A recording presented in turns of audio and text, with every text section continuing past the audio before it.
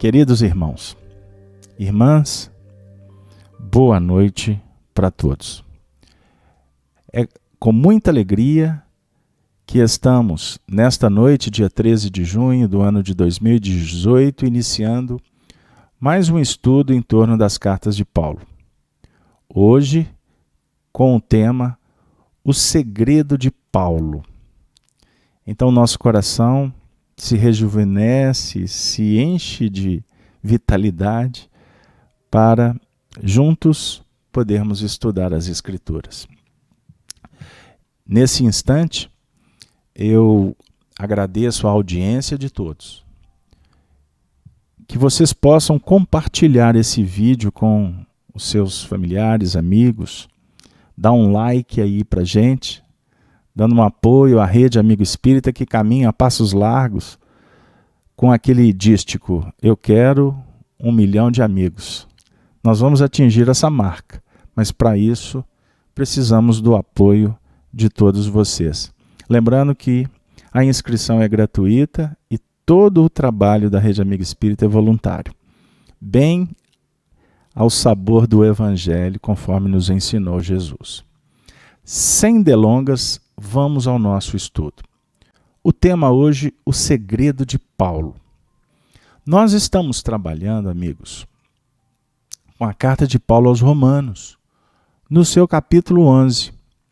E hoje nós vamos ler o versículo 24, que foi o último trabalhado semana passada, e já adentrando nos dois próximos versículos, 25 e 26. Faremos a leitura, e aqueles que estão acompanhando no vídeo, e aqui nós vamos colocar a imagem, aqueles que estão em casa, que querem e que gostam de operar com a sua própria Bíblia. Vamos lá, Romanos 11, versículo 24. Paulo diz assim: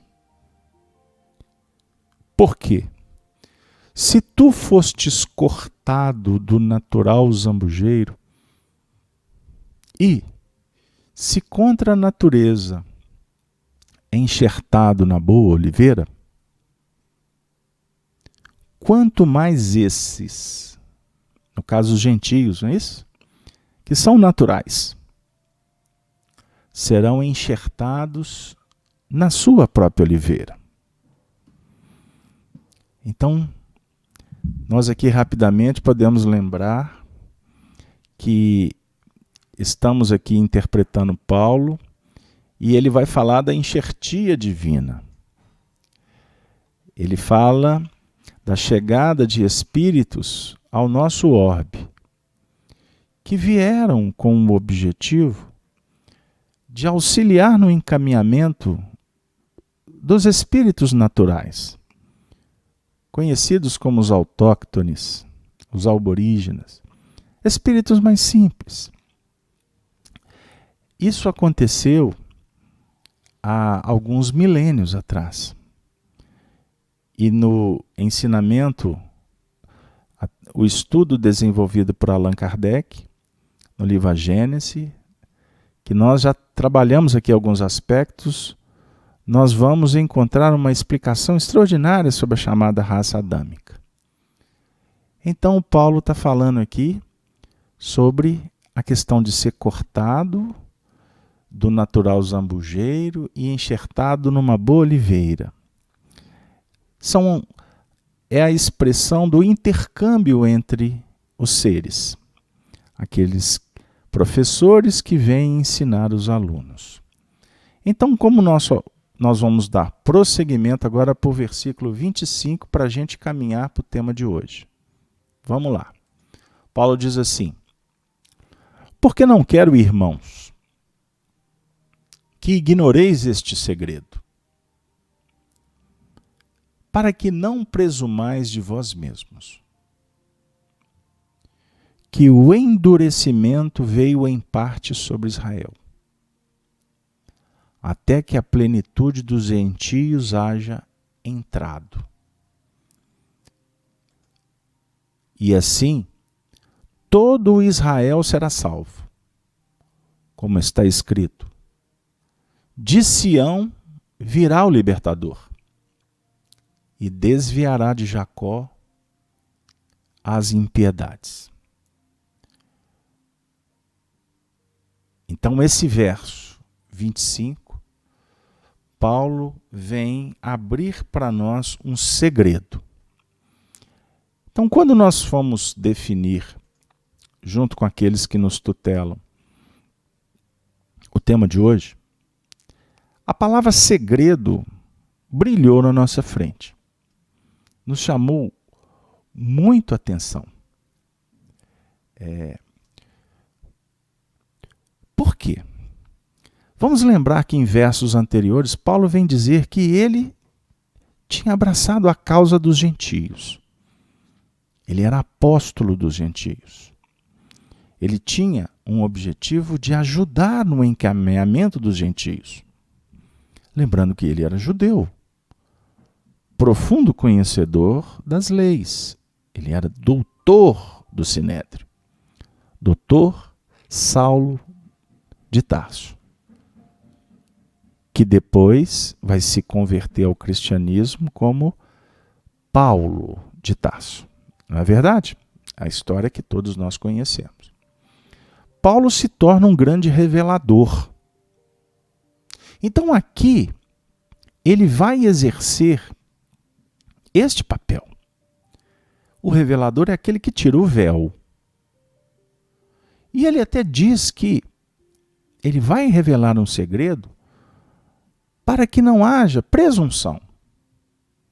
Para que cada um não pudesse correr um risco de interpretar de uma forma equivocada. Aí ele vai dizer assim, o segredo é esse, que o endurecimento veio em parte sobre Israel, até que a plenitude dos gentios haja entrado. Então Deus é Deus só dos judeus? Não. Deus não faz acepção de pessoas na própria expressão paulina. Deus é Deus dos judeus e Deus dos gentios. Os gentios são aqueles que não tiveram o ensejo de estudar os mandamentos. Mas, se os judeus tiveram esta oportunidade, competia aos judeus dividir. O melhor auxilia aquele que tem menos, aquele que está numa condição ainda de inferioridade. Nós sabemos que a queda do judeu se deu pelo endurecimento. A raça adâmica, que chegou na terra, ela foi deportada. Ela foi exilada do mundo em que viviam. Vieram para a terra num ambiente complexo, primitivo. Por quê? O mundo em que habitavam passava por um processo de transformações, de mudanças. E esses espíritos se endureceram no enquistamento do orgulho, do egoísmo, o interesse pessoal. E por rebeldia, por indiferença, obstaram, dificultaram o desenvolvimento que era necessário que fosse empreendido. E por uma questão de seleção natural, eles foram, vamos dizer assim, se convidando para retirar do processo que passava esse mundo. Porque a gente sabe que há a transformação íntima, a coletiva, e no processo de mudanças nós vamos alterando, portanto, a nossa intimidade, que repercute, inclusive, nos nossos próprios corpos. Então, a densidade, o peso do nosso corpo espiritual, ele é definido pela nossa forma de pensar e sentir. E se nós fechamos, nos endurecemos,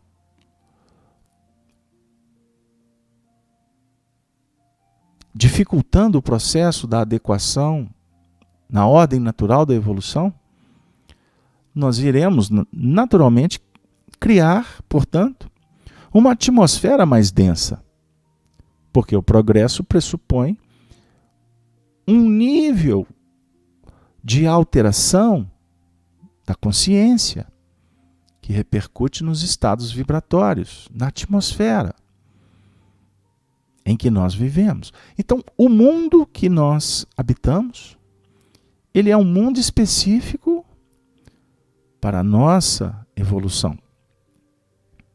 É uma morada que tem, na verdade, elementos que vão auxiliar o indivíduo de acordo com o que ele pode receber. Então ninguém vai habitar um paraíso sem merecê-lo. Ninguém está vivendo numa situação difícil, num campo inóspito, se não foi por ele definido como zona de necessidade operacional. Então, Paulo fala que o endurecimento vem em parte sobre Israel. E fica parecendo que Israel foi endurecida. E, na verdade, somos nós que nos endurecemos. Então, ele está falando com uma visão geral, mas, como um profundo conhecedor do desenvolvimento psíquico do espírito, ele sabe que esse endurecimento, na verdade, chega por eleição pessoal, mas também acontece por autorização do alto. Porque estamos sendo acompanhados na trajetória evolutiva por espíritos que amam profundamente cada um de nós. Então, se nós escolhemos a dificuldade, prestemos atenção nisso, queridos amigos, porque é de um valor muito interessante para o nosso aprendizado. Somos nós, portanto, que escolhemos. Mas os espíritos que nos acompanham, eles permitem que aconteçam determinadas questões na nossa vida para favorecer o processo da educação de cada um de nós. Continuando. Enquanto os judeus passavam então pelo processo desse endurecimento, os gentios, nesta abordagem do Paulo,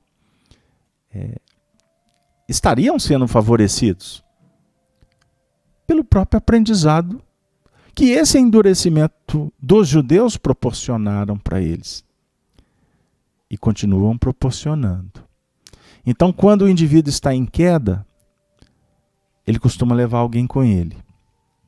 Mas a queda deles, na verdade, se torna elementos que favorecem um aprendizado do observador, daqueles que estão próximos.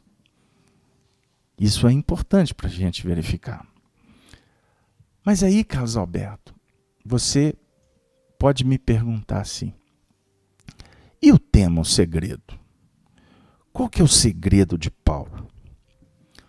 O segredo de Paulo, na verdade, representa um atendimento valoroso do convertido de Damasco para cada um de nós nesse momento. Na verdade, Paulo, ou qualquer apóstolo que vem ao mundo, eles não operam pensando neles mesmos. Não há privilégios nas suas ações. Não há capricho no trabalho que eles realizam. E muito menos pessoalização. Eles trabalham com um caráter coletivo e impessoal, semeando as luzes para todos que batem a porta. Então os apóstolos, aqueles que operam em nome de Jesus, são espíritos que vêm ao mundo para revelar. Revelar. Revelar o que está em tese em segredo, escondido. Muitas vezes adornado por símbolos, por figuras. Então, o papel do educador é auxiliar para que o educando se aproxime do conteúdo que ele dá conta de absorver. Meditemos nisso. Então, Paulo, como todos os espíritos, repetindo, que trabalham em nome do Cristo, dentro do contexto do Espírito de verdade, que coordena uma pleiade de entidades que vem ao longo do tempo tirar o véu dos ensinamentos, do conteúdo, da sabedoria do alto, para que então a humanidade, quanto indivíduos, possamos ir gradativamente nos aproximando do caminho que efetivamente vai nos levar com segurança na direção da perfeição. Eu vou interromper um instante, porque eu estou vendo aqui que o companheiro Paulo Jorge está fazendo uma pergunta. Paulo, vou tentar te atender. Vamos lá. Gostaria de saber por que a doutrina espírita segue a Bíblia. Um livro cheio de distorções. E não é um livro sagrado. Falo isso com conhecimento, pois fui pastor durante 3 anos, enfim. Com todo respeito à doutrina espírita, mas tem horas que parece que estou numa igreja. Sem contar um Deus que se arrependeu de ter feito o homem logo em Gênesis. Está escrito na Bíblia o arrependimento desse Deus, desta Bíblia. Puxa vida, Paulo, como foi bom você ter vindo aqui. Porque, na verdade, apenas a título de um atendimento rápido, e que ele não pode ser descuidadoso, a doutrina espírita, na verdade, é uma continuação das revelações já trazidas. Então, simbolicamente em Moisés, depois em Jesus na vivência, e a chegada do Espiritismo é o retorno do Espírito de verdade, que vem ao mundo para, no dizer de Jesus, na própria narrativa do capítulo 14 do Evangelho de João, fazer com que nós pudéssemos relembrar tudo que ele nos disse, e dizendo muito mais. Porque na época a gente não podia compreender. Tudo no momento oportuno. Por isso é que ele começa o capítulo dizendo: não se turbe o vosso coração. Credes em Deus. Credes também em mim. Na casa de meu pai há muitas moradas, Jorge.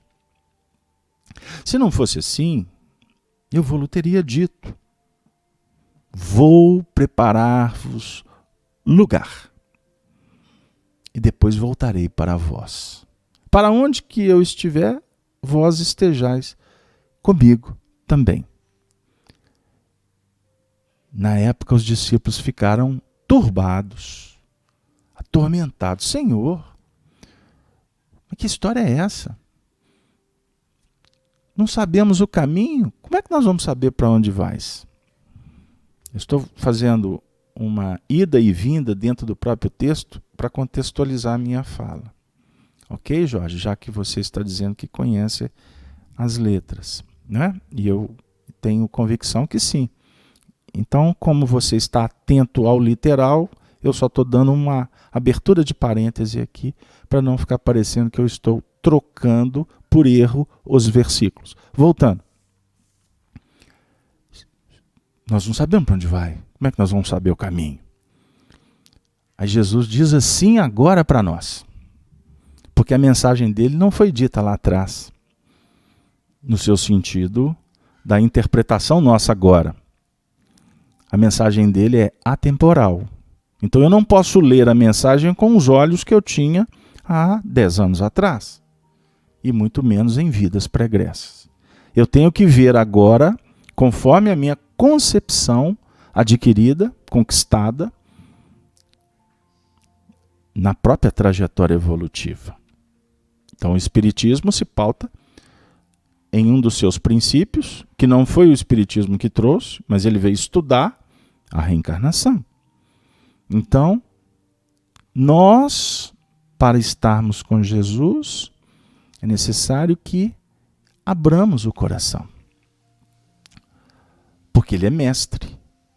E não se aprende lição nenhuma, não se adentra em qualquer escola sem uma matrícula aprovada, sem as condições necessárias para ouvir, para tentar assimilar, se não nos curvarmos em humildade.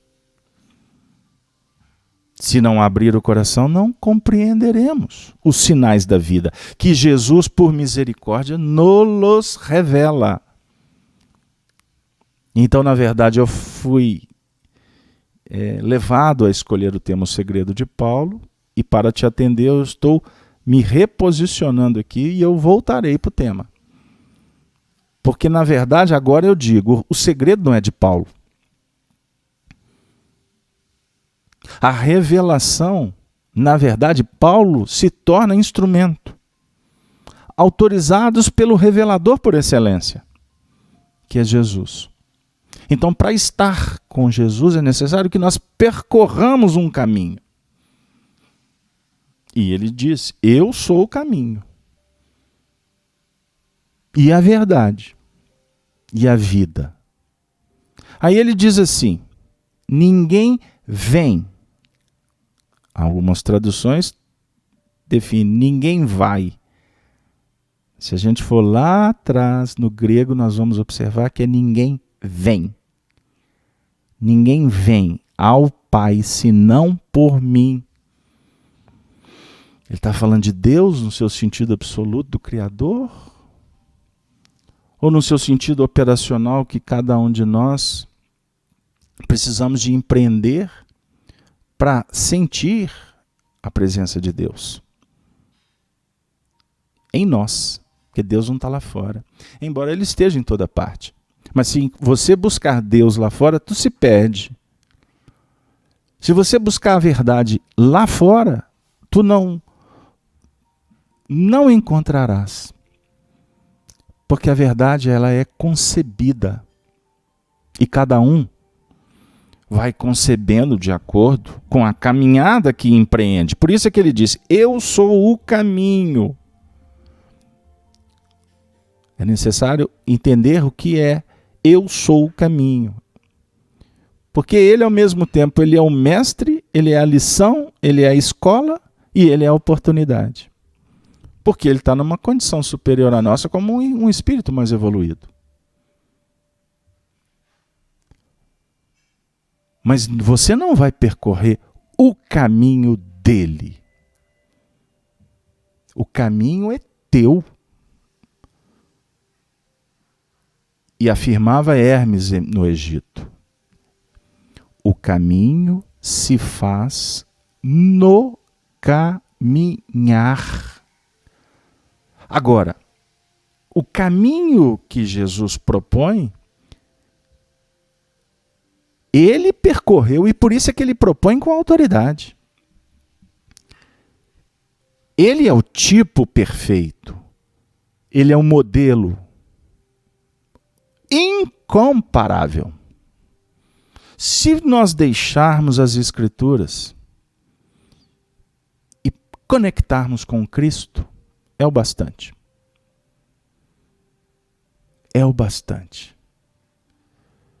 Porque Ele é a mensagem pulsante, viva, vibratio. Conectar com Ele é procurar inspiração para empreender a própria jornada. e adquirir com isso autonomia, consciência, liberdade. E vamos com ele percebendo que sem fraternidade, sem respeito, sem amor, a gente não caminha com segurança. Porque vivemos num mundo de interdependência. Necessitamos uns dos outros. Você, Paulo, Jorge. Você, Rosana. Você, Miguel. Regina. Juliano. Helena. Todos vocês que estão nesse chat, nesse momento, são companheiros. São almas que nós respeitamos, que nós admiramos, porque você está se esforçando. Só de você parar, ligar o computador, estar prestando atenção numa fala. Talvez alguém aqui nem conheça quem é esse vulgo que está pronunciando essas palavras. Mas, por acaso, chegou aqui. Então eu gostaria de propor que você continue julgando que aqui somos apenas um Zé Ninguém. Mas fecha seus olhos, não olha para mim. E as minhas palavras, que elas possam ecoar na sua intimidade com uma sonoridade que possa penetrar como uma mensagem amiga, despretensiosa, desinteressada. Mas uma mensagem que bateu no seu computador e agora está chegando na sua alma, dizendo assim: tu é filho de Deus. Você é um espírito que foi criado para brilhar. Você é luz. Como Jesus também é luz. Como Deus também é luz. Todos somos luz. Nós somos filhos da luz, ou seja, nós somos fruto, nós saímos de uma energia. Não, a proposta aqui é entendermos e capacitar cada vez mais para fazer luz. Amando. Amando tu faz luz. E uma luz especial. E uma luz que favorece o bem-estar. Uma luz que nos livra do medo, da culpa. Viu, Paulo? Eu estou conversando, citando o seu nome toda hora, porque você que manifestou. Mas eu não estou falando para você, eu estou falando para mim. Eu estou tentando apenas ser cortês contigo. Porque você merece todo o nosso carinho, o nosso respeito. Somos aprendizes. Então, eu não posso ter a pretensão de em 5 minutos te dizer que eu não concordo com você, que as Escrituras, na verdade, são livros adulterados. Porque eu não estou preso na letra das Escrituras. Amigo, Jesus quem disse que é necessário que adoremos Deus em espírito.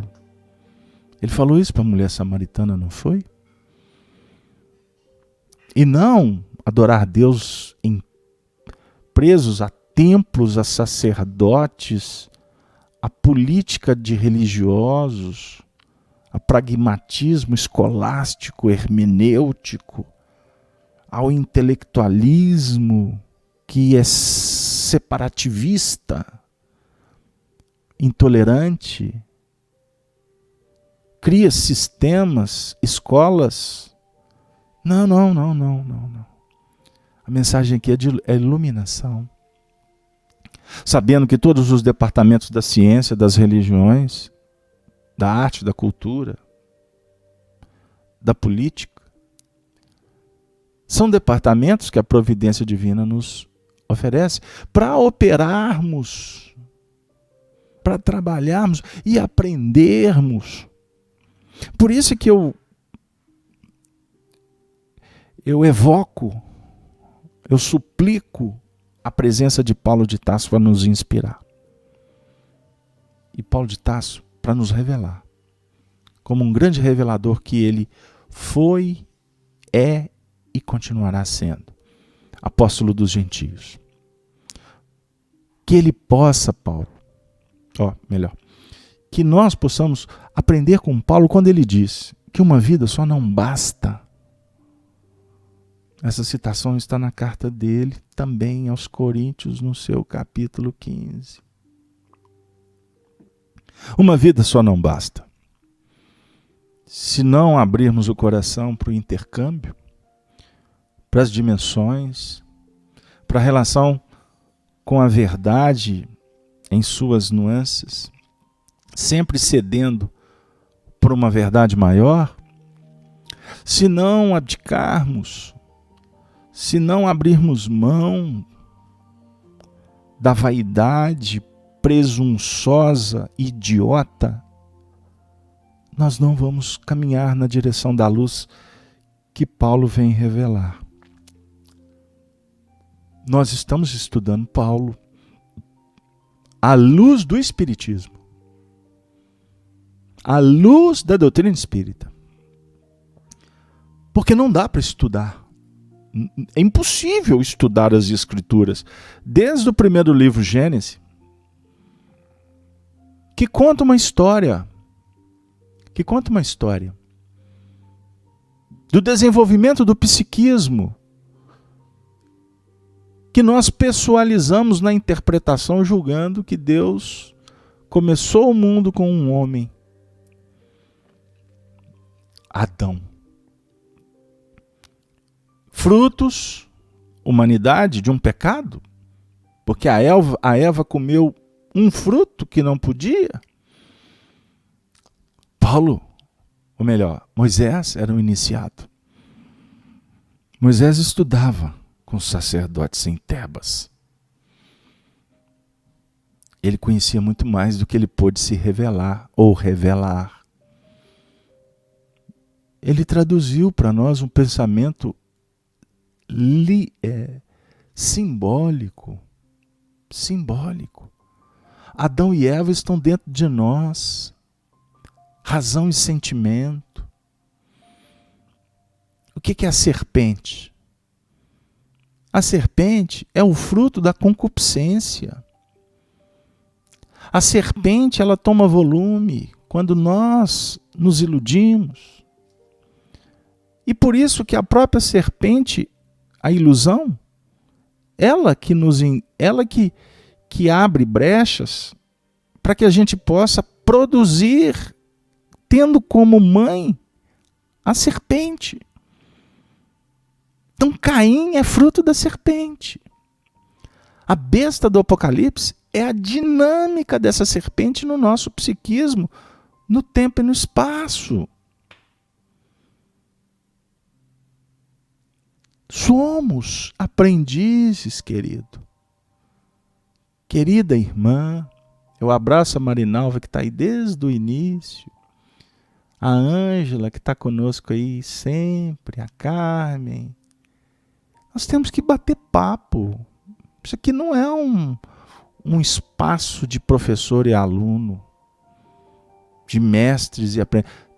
Esse espaço aqui é para a gente junto darmos as mãos como irmãos, como cristãos que estamos sentados em torno de uma fogueira, numa noite muito agradável, e que ao nosso lado está Jesus, e estão os espíritos reveladores, aqueles que não querem, eles não precisam de alimentar segredos. Não existe milagre. Quem fomenta a ideia do milagre está profundamente enganado. Está iludido com o que ele está vendo. Por quê? Milagre é o atestado do desconhecimento do que remonta a operar com as leis divinas e naturais.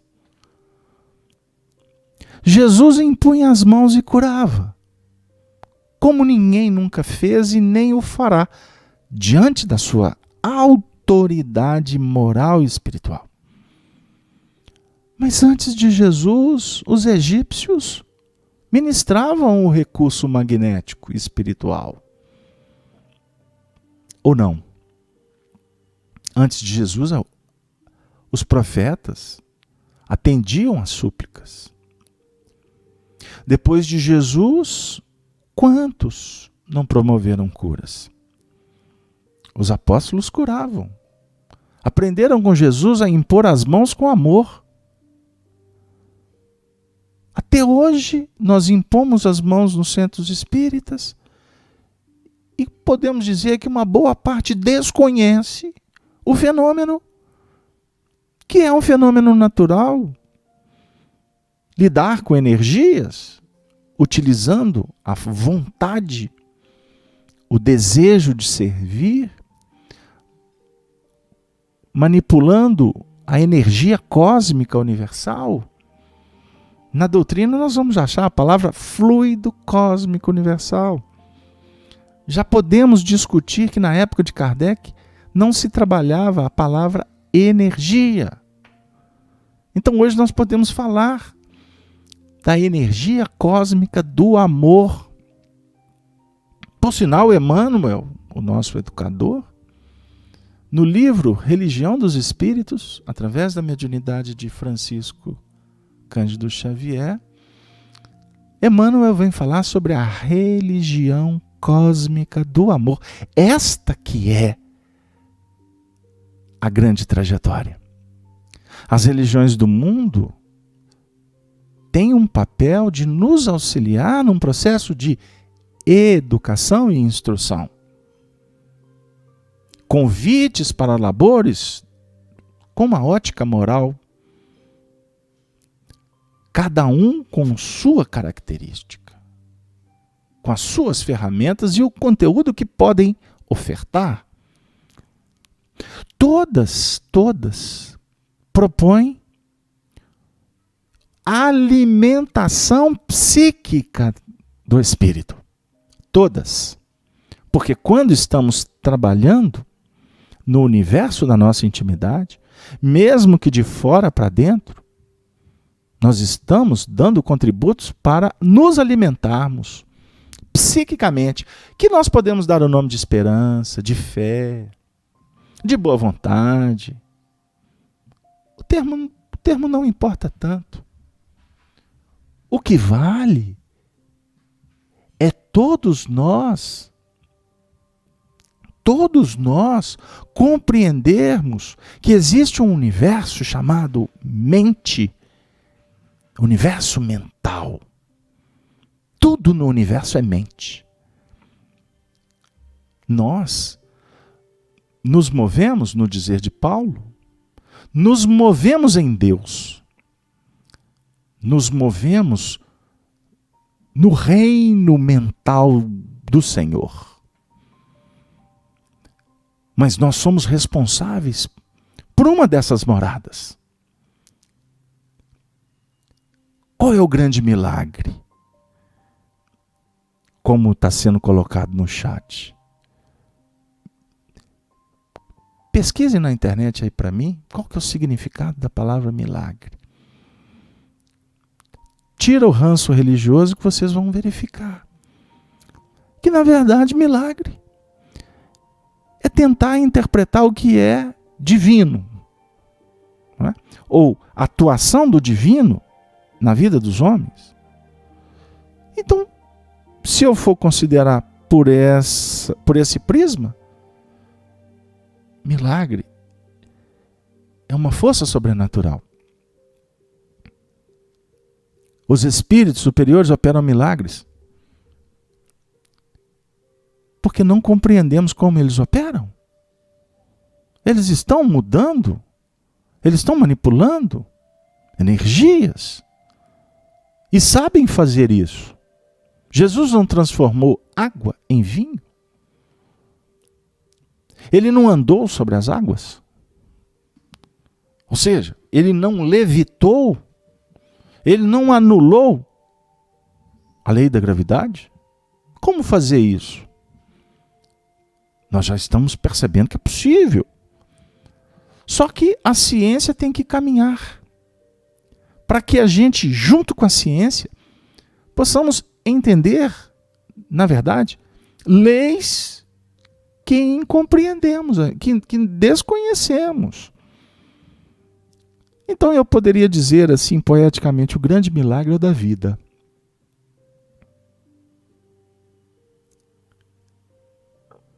O grande milagre é o da vida. O milagre é o amor.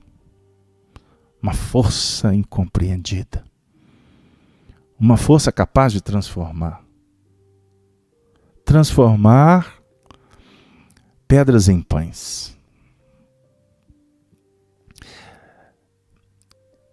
De retirar a fragrância, o perfume em meio ao espinheiral.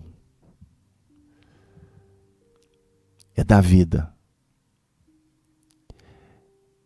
É mudar intimamente. Esse é o grande milagre. Que na verdade é uma intervenção sua no teu universo. A partir da sua vontade de fazer. Percepção que é possível. E obviamente do desenvolvimento do saber. Criar a habilidade. Como fazer? Então, é necessário que nós estudemos. O milagre é um acontecimento extraordinário, incomum ou formidável que não pode ser explicado pelas leis naturais. A Kátia postou. Obrigado, viu, Kátia Souza? Acontecimento extraordinário. Incomum ou formidável que não pode ser explicado pelas leis naturais. Então, na definição aqui, não pode ser explicado pelas leis naturais. Então, nós temos que discutir o que vem a ser leis naturais. Gravitativa? Atração? Repulsão? Ou eu poderia falar que leis naturais são as leis que são conhecidas. Então, uma intervenção do mundo espiritual no mundo material, para nós, pode ser taxado como um acontecimento extraordinário. E não é. Incomum. Não é, é comum. Agora, formidável não deixa de ser. Imagine vocês aqui agora começarem a observar um objeto passando à minha frente. Não é? O que está fazendo com que esse objeto se movimente? Esse aqui é o mouse de um computador, viu, gente? A minha mão, não é? Eu estou me esforçando mecanicamente para movimentar. Se a minha mão desaparecer e esse mouse continuar a se movimentando, nós vamos, quem sabe, poder afirmar aqui que tem uma mão invisível fazendo com que o mouse se movimente. Extraordinário. É um milagre. Não, é incomum. Porque uma mão invisível, supostamente uma mão de um espírito, ela não atua na matéria, na sua densidade vibracional, no seu peso, que nós podemos atuar. Porque os espíritos estão vibrando em outra faixa. Eles podem estar aqui conosco, como estão, e você não está identificando. Por quê? Você, para identificá-los, você precisa de ter um sentido que possa percebê-los. Então, se você não tem esse sentido desenvolvido, seja por mérito ou como uma possibilidade de trabalho, você não vai identificar o espírito, mas ele está aqui. Alguém pode dizer assim, quem garante? A lógica vai te mostrando, amigo. Mas pode ter certeza de uma coisa. Se for para te deixar fora de órbita, a providência divina não vai permitir que tu vejas. porque isso pode te causar uma descompensação.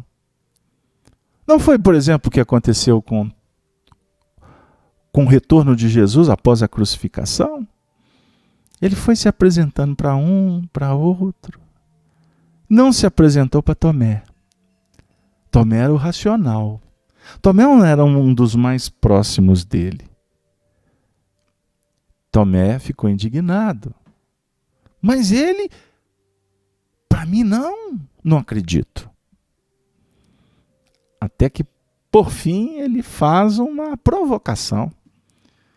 Se Jesus se apresentasse para ele, ele ia tirar a prova, ele ia querer confirmar, ver as chagas, as marcas e etc. Jesus se apresenta. Lá em Jerusalém, estavam todos reunidos. Por último, para Tomé. E ele disse assim: a paz seja convosco. E virou para Tomé: aproxima-te. Ele ficou perplexo, que ali ele estava vendo com os olhos, porque Jesus se materializou. É possível os espíritos se materializarem? Sim. Obviamente que os espíritos, na condição de Jesus, fazem quando querem. E quando devem, né? Óbvio que eles são espíritos de alta envergadura, no seu sentido de entender que esse fenômeno é incomum e que deve ser preservado, porque senão você atira pérolas aos porcos e coisas santas para os cães. Mas voltando, ele diz: Tomé, bem-aventurado aquele que não viu e creu.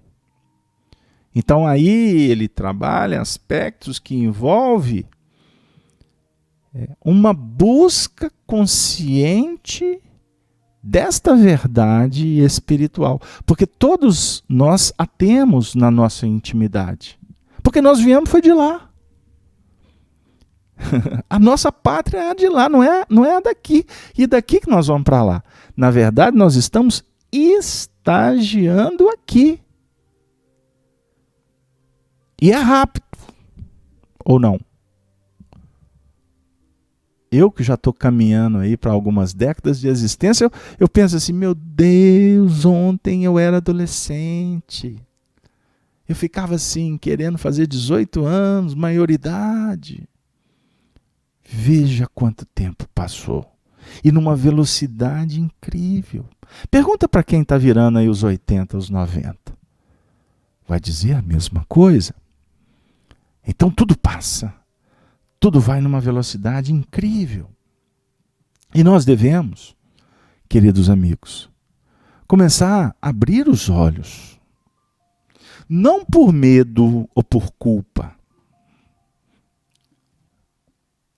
Mas a lógica está dizendo para nós que nós estamos vivendo um momento na Terra que a gente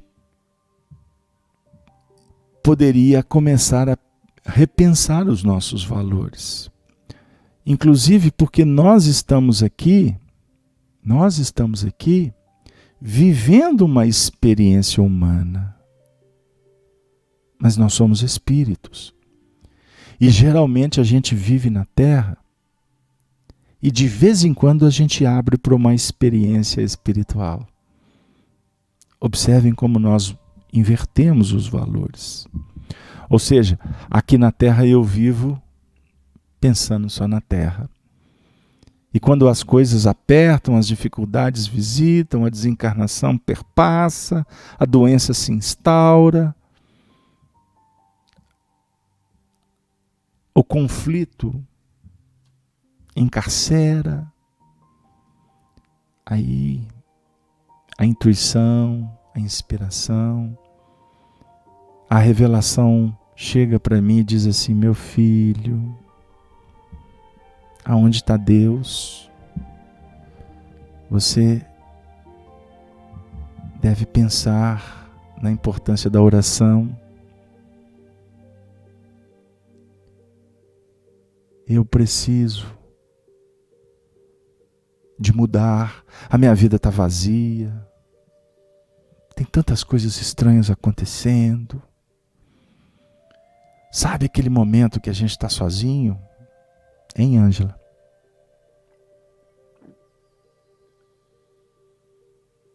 A Ângela está dizendo assim, não me tirem do estudo, porque eu não posso ler. Estou com 70 anos. É tudo tão rápido. Ô Ângela, eu sei da sua sinceridade, você tem manifestado em tantas oportunidades. Você abre o seu coração com tanta honestidade. Isso é importante, Ângela. Porque nós estamos vivendo um momento em que não cabe mais máscara. O que adianta as pessoas pensarem isso ou daquilo de você? O importante é você estar bem, você ser feliz, você aprender a valorizar as suas escolhas, aprender com as respostas da vida. O que adianta ter dinheiro ou não ter dinheiro se eu não sei me comportar? Então, eu preciso de me responsabilizar. Porque a gente está pagando um preço alto por sermos materialistas. E costumamos a pregar para os outros que somos religiosos. Eu sou espírita. O que isso vai fazer? O que isso proporciona no preço do euro? Você dizer que é espírita? Agora, você pode fazer luz sendo espírita cristão, que é a mesma coisa. Nós estamos aqui em nome do Cristo, por isso é que somos espíritas cristãos. O espiritismo é um espiritismo evangélico. Porque nós estudamos o Evangelho, porque o Allan Kardec nos mostra com clareza que o paradigma da humanidade é Jesus. Que a moral do Cristo consubstancia. É a síntese da evolução espiritual. É o tesouro que nós precisamos. Agora, a doutrina espírita vai nos mostrar como que podemos lidar com ela também.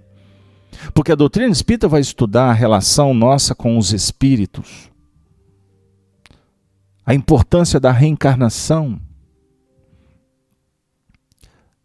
o livre-arbítrio, as respostas das escolhas, o mundo espiritual, as suas organizações, a evolução. A doutrina espírita vai nos mostrar como que os espíritos intervêm no mundo material.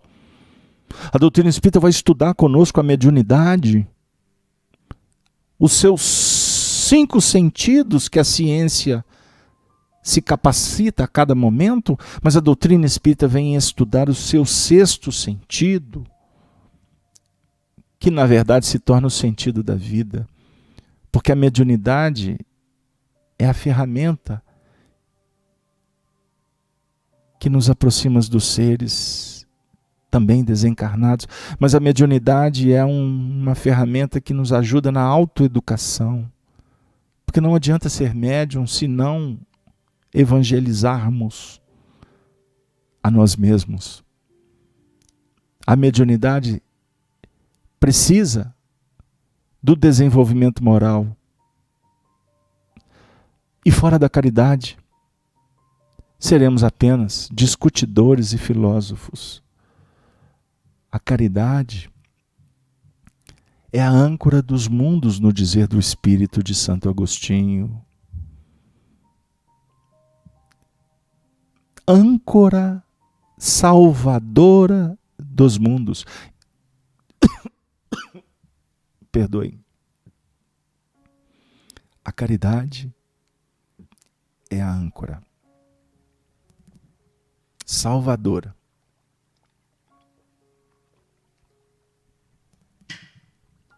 Viviana Mena está dizendo: queria saber se esse grupo me aceita. Minha amiga Viviana, esse grupo é o grupo do Cristo. Me perdoe, engasguei. Esse grupo é o grupo do Cristo, Viviana.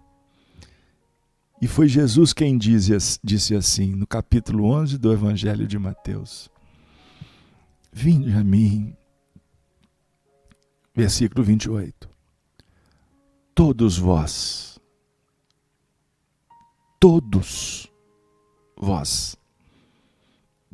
que estáis cansados e sobrecarregados, que eu vos aliviarei. Tomai sobre vós o meu jugo e aprendei de mim, que sou brando e humilde de coração. Aí encontrareis paz. O nosso trabalho, queridos amigos, intenciona criar, fomentar, desenvolver uma ambiência de simplicidade, de humanidade, de espiritualidade. Estudamos o espiritismo cristão nesse espaço. Mas esse espaço não se destina a espíritas. Este projeto se amplia para todos que se interessam. Por isso, costumamos dizer: se você é católico, exerça a sua religião, dedique a ela, viva com intensidade os seus projetos, as suas causas humanitárias. Se você é evangélico, se você é adventista, se você é luterano, se você estuda o Antigo Testamento, o Novo Testamento, por esta ou aquela designação religiosa, viva com amor, com respeito. Abrace e seja irmão de todos que lá se encontram. Se você é budista, se você é espiritualista, leve a sério a sua causa. Se você for ateu, procure entender por que és ateu. Se você é materialista, não acredita na alma, na sua imortalidade, faça com o seu materialismo o que a sua consciência indica. Não é o rótulo, a vestimenta, não é o título, não é a posição, não é a sua pátria, não é o seu sobrenome, não é sua posição econômica, não é estar na terra encarnado ou no mundo espiritual que vai te fazer feliz. Seremos felizes na razão direta de amar, de se dar,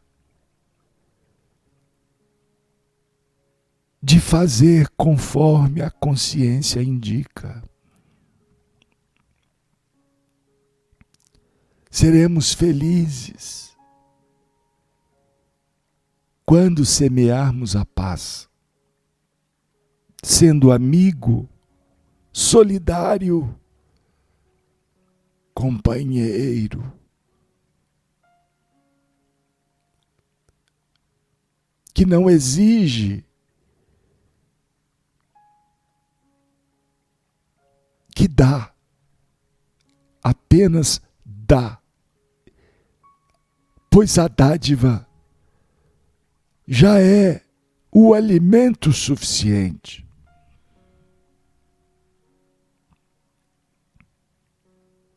Para seguirmos com segurança, porque o amor providencia as soluções e provê com o medicamento e com o alimento de que necessitamos na grande jornada. Meditemos, pois a mensagem de Jesus é límpida e é insofismavelmente bela, porque ela é respeitosa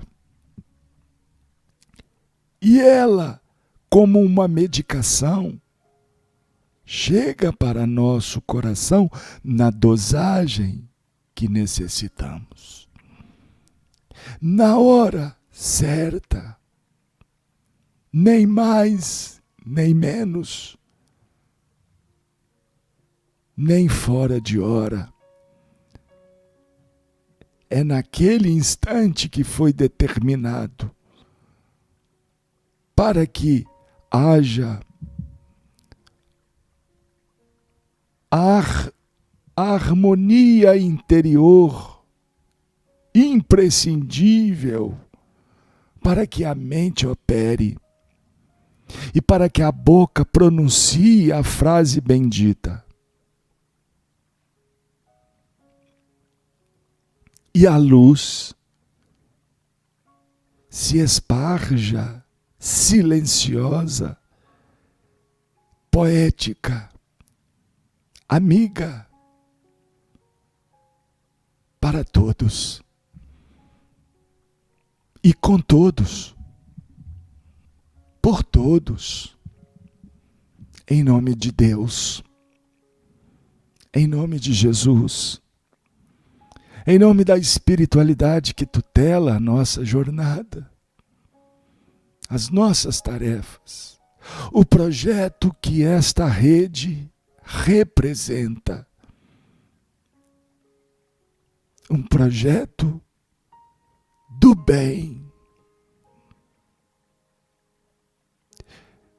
que se apoia no trabalho, na solidariedade e na tolerância,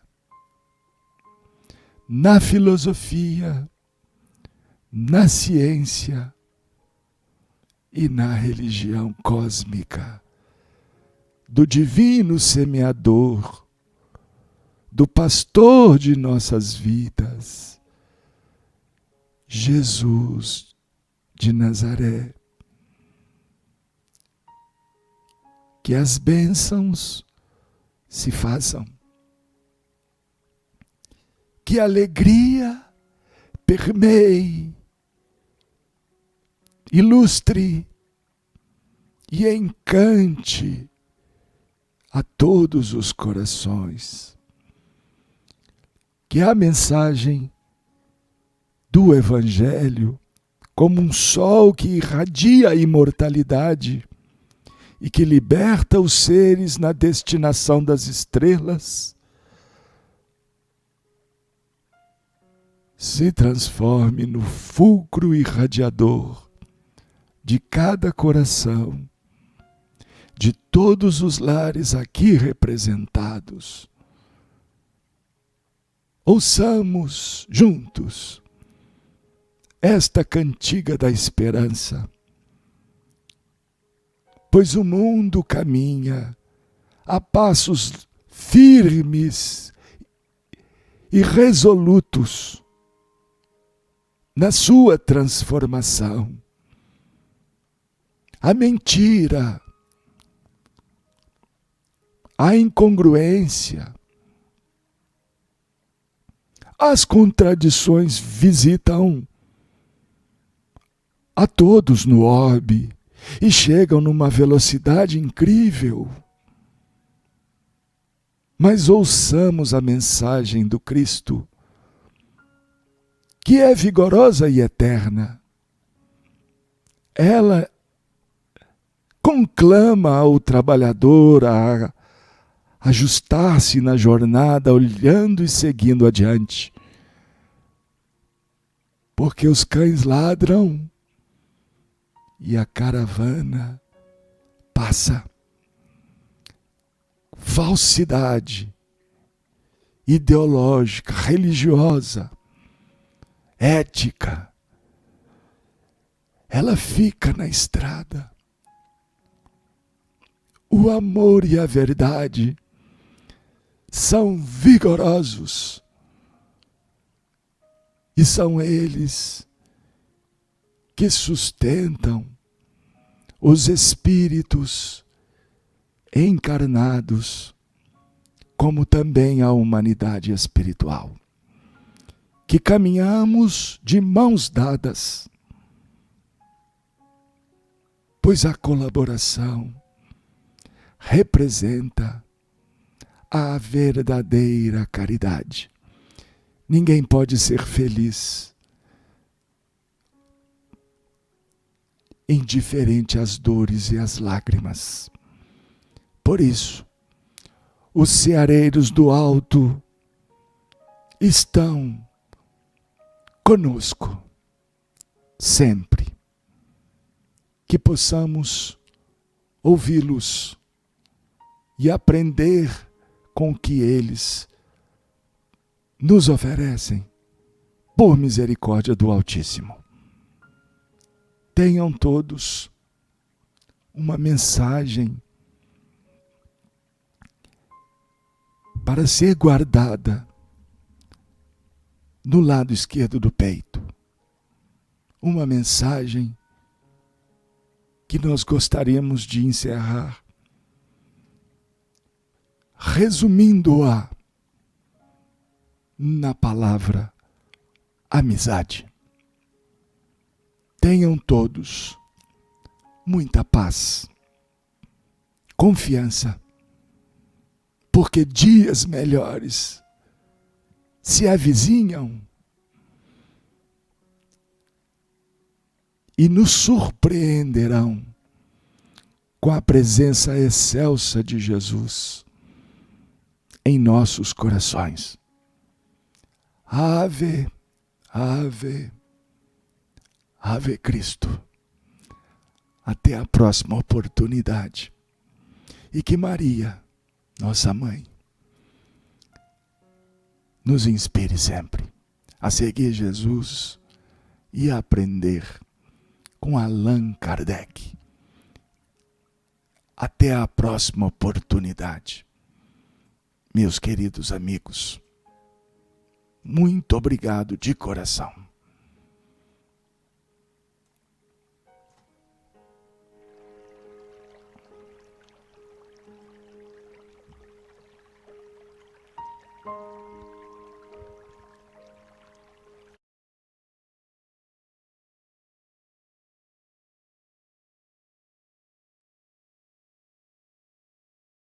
Uma ferramenta de união, interação e divulgação do movimento espírita. Acesse www.redeamigoespírita.com.br e confira nosso acervo disponível. Rede Amigo Espírita, divulgando, instruindo e unificando.